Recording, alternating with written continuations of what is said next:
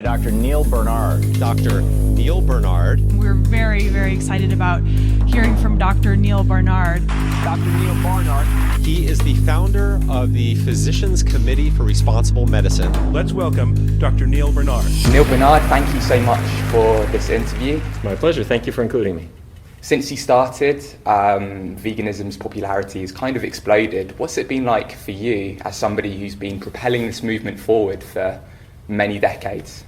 It's really true. When we got started, there were not so many people following vegetarian or vegan diets, and things have just exploded. It used to be a health food store. It was a tiny little place playing folk music.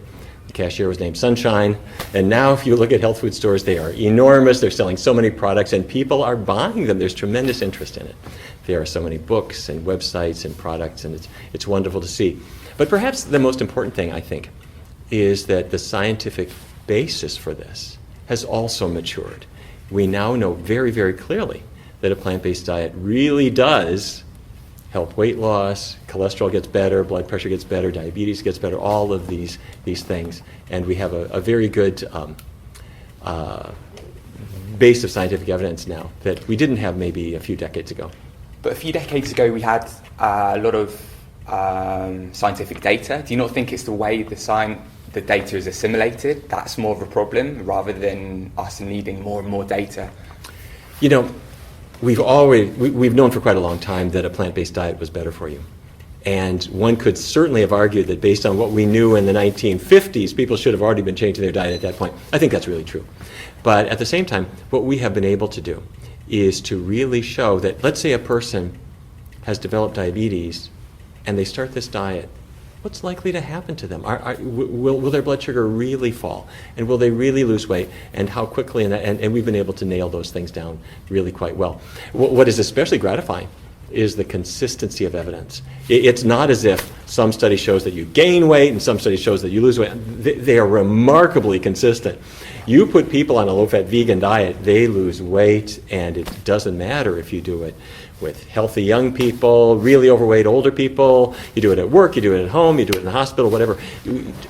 This huge range of studies has been hugely consistent, and that gives people tremendous confidence. And that's why the U.S. government now holds that a vegetarian diet is one of the healthiest ways to go.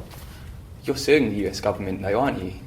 We have had to fight with the government quite a lot. Back in the year 2000, we were looking at the Dietary Guidelines Advisory Committee, which makes the recommendations as to what every American should eat, but it also has ripples for the rest of the world. And we found that there were 11 people on a committee, of whom 6 were industry funded, especially the dairy industry, but also eggs and meat.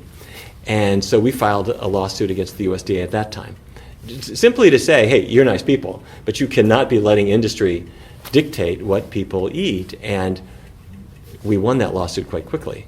And things haven't been perfect since then, but we're getting better.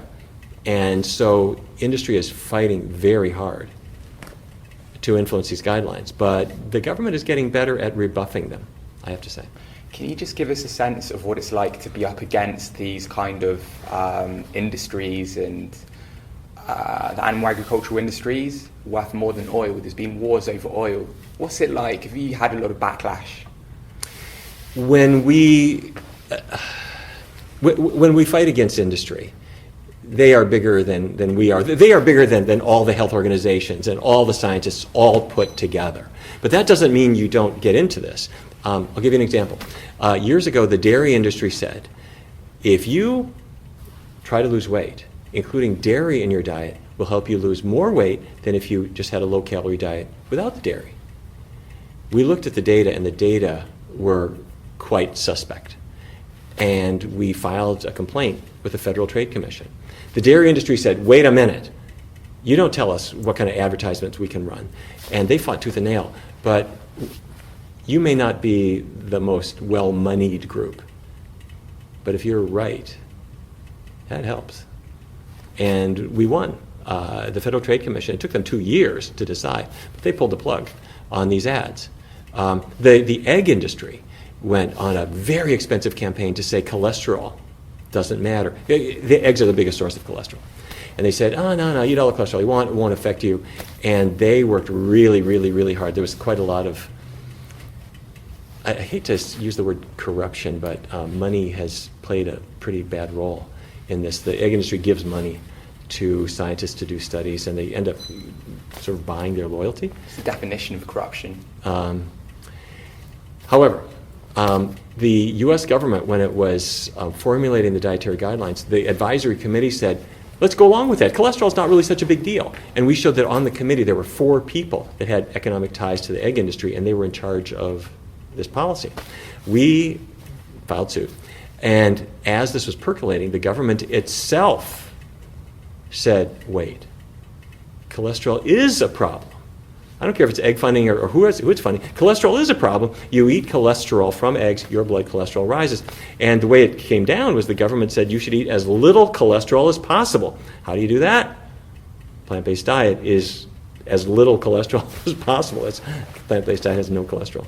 So you're talking about getting the messaging out there and kind of getting rid of the misinformation. But even if people did know about the benefits of plant-based nutrition, your everyday person, if everyone knew, do you think people were ready to make that change, even if they knew? We've got the data. Are people ready for that information? Everybody is different. There are 12-year-old kids sitting at the dinner table thinking, I like chickens, the ones we have at school. Why am I eating this chicken now? And one of the reasons that their parents say you have to is because they had thought it was dangerous to be a vegetarian, and so they would say, no, you have to eat meat.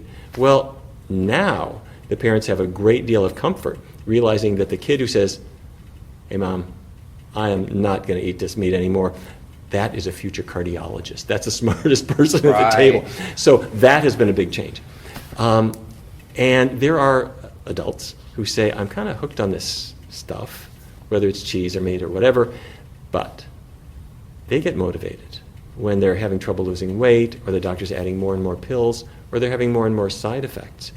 And they will want to change as well. And for them, it's very heartening to know that diet changes really will help them.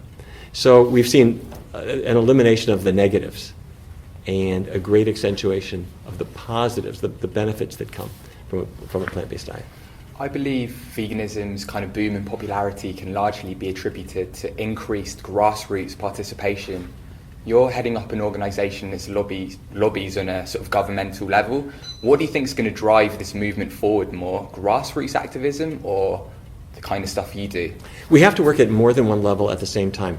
If we are not working on policy, then you've got your one arm tied behind your back. For example, a kid might want to have vegetarian meals at school. Well, if the U.S. government says you can't, we've got to stop that. But I agree that the forces that really kind of win the day come from culture. Are you seeing this on TV or not? Are you seeing the products at the store or not? Are friends talking about it? So that's why we favor books and websites and all the things that take what we know from science and get them in front of people. And that's why we love movie makers, people who get films out, people who put it in their songs, on their CDs, all this kind of thing. You put all that together between reassuring policies, doctors who say, this isn't bad for you to change your diet, it's good for you to change your diet, and just as much noise as we can make. That's the way you win.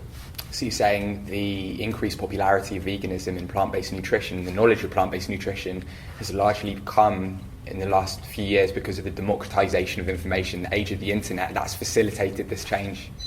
I think all of these things have been working together in a very good way, including health professionals like dietitians who are trained in what I might call sort of fairly conservative approaches to nutrition. Even what was called the American Dietetic Association, now called the Academy of Nutrition and Dietetics, they said decades ago, a plant-based diet has health advantages. It's a good thing to do. And that has encouraged lots and lots and lots of folks. When we got started, there were not very many doctors singing that song, but man, has that changed. So we're seeing changes at every level, and that's a good thing. Let's talk about the barriers. We've kind of talked a little bit about them. What are the main barriers holding this movement back? Part of it is industry. Barrier-wise, industry is very eager to sell their products and very eager to create a pretense that cows are happy to give you milk and they're enjoying a bucolic existence, as opposed to the truth, which is if you wanted to see them getting artificially inseminated and having their calves taken away at birth and ultimately being slaughtered, it's not so pretty. Industry pushes hard. Industry also has found ways to extract money that it can use then for advertising and promotion, and the U.S. government subsidizes the feed grains that the cows and the chickens and the pigs eat, and that keeps the prices low. But industry is not our biggest barrier. The biggest barrier is our culture. It's ourselves. Your average person eats what they grew up eating and what was familiar to them, and that's the biggest thing. And so the way to deal with that is to create a new culture, which of course is happening. There are so many kids now who know the word, nobody says veg-jan anymore. They've heard the word vegan, and they've seen these products, and they know what they are, and they're getting familiar with them, and they like them, and they've heard about the environment, and people stop debating whether environmental change is real. It's obviously real. Things You've are changing. been quite vocal talking about the environment. I've seen you a couple of years ago with Gene Bauer on a stage talking about the ethical issues of veganism. Right. Do you think that makes your mission as a medical doctor harder? That you're so open about the ethical and environmental issues? No, I don't think so. I think it's really important to tell the truth for a couple of reasons. One is that if I'm talking to a 16-year-old kid, I can talk to them about prostate cancer until I'm blue in the face. They do not care. But if that's an animal-oriented person or an environmentalist, let them know. Their coronary arteries don't care why they change their diet. Work with the motivations that matter to your patients. That's number one. The other thing is that in the world of tobacco, at first when the tobacco industry was coming under scientific scrutiny for its contribution to lung cancer and other conditions, researchers could be quite even-handed. And they would do their studies saying, I don't know, let's see what we find. By about the 1960s, it was really clear. We still needed research on tobacco and on health issues, but researchers no longer pretended that there was something ethical about marketing tobacco products. They were clear about that even while they did their research. That's the world that I am in. Now, I have to be clear that the industry that I grew up with in North Dakota is not so kind to the environment or the animals, and to not acknowledge that is just silly. But when I do research studies, I do them carefully in a double-blind fashion, or a blinded fashion, so that whoever is assessing the results doesn't know who's in which group. And it has to be done objectively. And it has to be done in a good peer-reviewed way. And we have to be careful about it so that it's real. But the facts are the facts. The dietary guidelines, should they be influenced and affected by environmental and ethical issues? When the dietary guidelines were revised this last go-around, the committee said we have to look at the environment, because not only do food choices affect the environment, which in turn will affect health in a lot of ways, flooding and accidents and all kinds of problems, plus the environment is affecting, the environmental changes are affecting how you produce food. That was the first thing. The other thing is they, I think, made a cogent argument. They said, if you don't consider the environment, but let's say you're telling people eat wild-caught fish, and there's no wild-caught fish anymore to have. They said, we have to talk about the environment, because otherwise it's ludicrous to try to make diet guidelines without that. Well, they were defeated. The U.S. government, the Secretary of Agriculture said, his words, we're not going to color outside the lines. And they took all the environmental stuff out, unfortunately. Wow. Unfortunately. I think they should consider these things, yes. Definitely. Let's talk about another barrier, low-carb doctors. Do you see them as a threat to the movement? For many, many years, there have been doctors who have said, if you're overweight, take out all the carbohydrate, or most of the carbohydrate from your diet for a while, and since that's half of what you're eating, you're going to lose weight. I mean, you take out all the potatoes and all the bread and all the fruit and all the beans and all the pasta, you'll lose weight. Like a hyena taking away meat, it will probably lose weight. You will lose weight. However, after a period of time, you say, this is like starvation. Can I bring these foods back? And the weight comes back, but worse. In that interim, if you're not eating all of those healthy foods, what are you eating?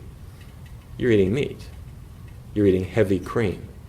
And weight loss normally causes cholesterol levels to fall, but on these fatty, high cholesterol diets, sometimes people's cholesterols, despite the fact that they were losing weight kind of from semi-starvation, their cholesterols went up, sometimes way, way up. And when Dr. Atkins himself, poor man, I mean, he died of an unfortunate accident, but then there was a big controversy, which I was in the middle of, where he had heart disease that he hid from people. Because he had his agenda to push his diet. My feeling was that people should know that this is not a benign diet, and it's not a natural diet. People are natural herbivores, just like every other great ape. Like it or not, we are not dogs and cats. We are great apes, and the foods that are natural to us are those that we can pick with our hands. So. The low-carb doctors, do you think, this is a controversial question, you don't have to go there, but I'm going to ask it, why not? Do you think they recommend meat-based diets because of a lack of integrity, or is it just because they're misinformed? I've often wondered why it is that some people are so wedded to the idea of low-carb. And they'll say you should really have a steak, and it forces them into all kinds of rationalizations, like cholesterol doesn't matter, I guess saturated fat doesn't matter, and the links with heart disease and Alzheimer's disease, let's try to discount them. It puts them in a tough spot, and I'm really not quite sure where that motivation comes from. Depends, I guess, on an individual level, and I don't want to get obviously into anything personal. Well, let me say one thing. About a month ago, I was invited to give a talk in New York at the Weill Cornell Medical Center. And the talk that I gave was hosted by the Atkins Foundation with money that had been left by Robert Atkins himself. And I took that to mean things are changing. Are there any other barriers that we haven't talked about that are holding this movement back? One big barrier is addiction. And I'm going to put that word in quotes. But what I mean by that is not are you back in an alley shooting up cheese. What I mean is, do you just feel hooked on something, and are you paying a price for it? So if a person says, I don't think I could give up cheese, and despite the fact it's 70% fat and very high in calories, and your weight is going up and up and up, and you've got diet-related diseases, and a person says, I can't give it up, it's time to start using an addiction model for it. You don't have to say that they're physically addicted, although people have, including me, have made a very good case for why there are physical things happening in the body and in the brain that do seem to get people hooked.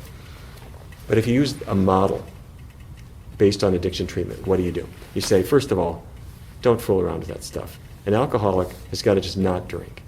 If you are 75 pounds overweight from eating cheese and meat, you just set it aside and use social supports, look at good alternatives, put all of the things that we know defeat addictions to work to deal with your food habits, and you'll get some payoff. Do you think doctors don't recommend veganism because they themselves eat meat? I say veganism, I meant plant-based diets.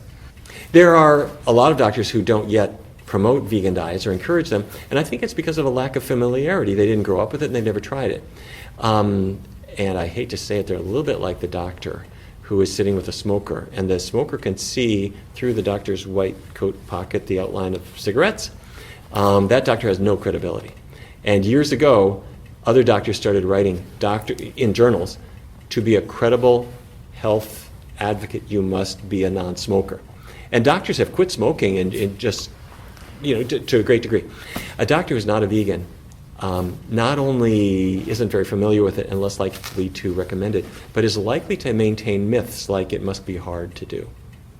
I can tell you, it's not hard to do a vegan diet. It's much harder to count calories with an old-fashioned calorie counting diabetes diet and try to lose weight by doing a traditional kind of diet. A vegan diet means you can eat as much as you want of, within reason, obviously, of healthy food. Very simple. I love the comparison you use between the tobacco industry and what we've got at the moment, trying to push the plant-based movement forward. A little bit different though. With tobacco, it was a binary thing. Tobacco smoking was bad. Not avoiding tobacco smoking was good. With meat, it's a little bit different, because a lot of people think processed meat is really bad, but then they think unprocessed meat is good. So it's going to be a little bit harder than the smoking thing that happened 50 years ago. Where do you see the trajectory of this movement going? How long do you think it will take for people to really start giving up animal products? People have already started giving up animal products. And when we started the Physicians Committee in 1985, there were very few doctors talking about this. Today, there are hundreds and hundreds and hundreds, maybe thousands, there are lots of them all over the place. And we have an annual conference. The one in 2016 had 750 doctors, medical students, dietitians come. And there is a huge movement in this direction. So the old days of doctors being skeptical and whatever, virtually all doctors know this is a good idea. Many of them are trying it. The rest know that they should. At the time, do you have any idea about the timeline of that? We don't all eat the same meal at the same time. So some people have gone vegan already. Others are going that way today and tomorrow in the short time period. Others will take a while. And there are people who have an economic interest in never following a healthful diet. And those people will never change. But more and more people are going this direction. I think one of the things that's fueling it is not only the doctors like me who have been talking about this for a long time, but athletes. We are seeing so many football players, the top male and female tennis players now. I'm talking about Novak Djokovic and Serena Williams. Both said, sign me up. Take the animal products off their plate. Novak Djokovic just set up a vegan restaurant in Monaco. It's the most chic place, you can imagine. And so people read about this. Becoming trendy. It's becoming trendy, but trendy for people for whom performance matters. And we have top politicians who are doing this. And by the way, it's not just people who are endurance athletes like tennis players and sprinters and long distance runners, but football players. I'm talking about American football. These people who need to be muscular and fast at the same time. And we're seeing more and more people doing this. What message do you have for the Food for Life team in the UK who have a mission to open a Barnard Centre and get the Food for Life programme clinically commissioned by the National Health Service? The Food for Life program is a way to get practical tools into people's hands, information that they can use, and an understanding of how you put it to work. That's a wonderful, wonderful gift for so many people. And I'm really delighted that there are folks in the UK who are going to be doing this and bringing it forward. I think it is fantastic. And for doctors, advocates, teachers who want to see this movement go forward, the Food for Life people are your best right arm. In 2016, you got animal testing ended at every medical school in the US. What big achievement do you expect in 2017? Or in the future? Yeah, well, for you? 2016 has been a good year. Every medical school in the US and Canada stopped using animals for education leading up to the MD degree or the DO, Doctor of Osteopathy degree. The U.S. Congress passed a new animal testing law that said animals can only be used for industrial chemicals as a last resort after you use all the alternatives first. That was a huge step forward that we were working for 10 years on that. There have been many, many other changes too, so there are always things that have been terrific. In 2017, we're tackling other animal uses in laboratories, some educational areas at higher levels like trauma training. That's where a few places still use animals. And of course the biggie is getting animals off the plate, because when you do that, the animals are happier, the earth breathes easier, and your coronary arteries are going to be a whole lot better off too. Coming to the end now, what do you think the biggest threat to the movement is? The biggest threat to the movement, I think it's important not to let things interfere with what we're going to do. A plant-based diet is a great thing on every level. There is no disadvantage to it. And I don't think we need to worry too much about the fact there's some resistance. Because if a person says to you, I'm not ready to go there, I don't want to do that, I couldn't afford it, my family would be against it, I'm not sure where I get my protein, that's not no. That's a person just telling you all the problems that you need to solve for them. And those problems are getting solved. So I don't really see any insurmountable threats. I think that industry is strong, so what? They're losing ground anyway. to this, and they're diversifying. So we've got the dairy industries buying soy milk companies so that if soy milk is popular, they'll sell that. So yes, people are addicted to all these things to a degree, but we're breaking through these addictions with healthier products, great tastes, big stores with very cool stuff to buy, and it's very much a winning trajectory. Last question, you're a role model to so many people. Who are your role models? There are so many people that I have looked to and have inspired me. I'll mention just a couple. Dean Ornish, I think, is a medical genius. When he was a medical student, he started looking at what diet could do for heart patients. This disease that kills more people worldwide than anything else, he started tackling with a plant-based diet and other healthy lifestyles. Colin Campbell, Caldwell Esselstyn, John McDougall, a very humble person, but John has brought people into his center in California and completely just changed their outlook.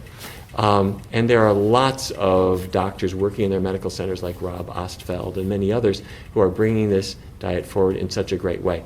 Rip Esselstyn, who's Caldwell Esselstyn's son, and has said, he's like the most macho person in the world, but he says, you too can do this diet, and Rip is a wonderful person. So I could go on and on and on and on, but there have been so many people who not only have motivated me, but they're also really cool people. And so you can talk with them and get their advice, and I might add one more. Kim Williams is the immediate past president of the American College of Cardiology, and adopted a plant-based diet for his own health, but then started thinking, wait a minute, I'm a cardiologist. Let's get this word out widely. And so he's been super effective at doing that as well. So I see victory. You've certainly motivated me, so I just want to say keep up the good work, keep propelling the movement forward. I love your propensity and tenacity to get the message out, and you work so hard, so thank you so much. Well, thank you. There's a lot left to do, but we're doing it together. Let's get some lunch. All right, let's do that. Thanks a lot. Thank you.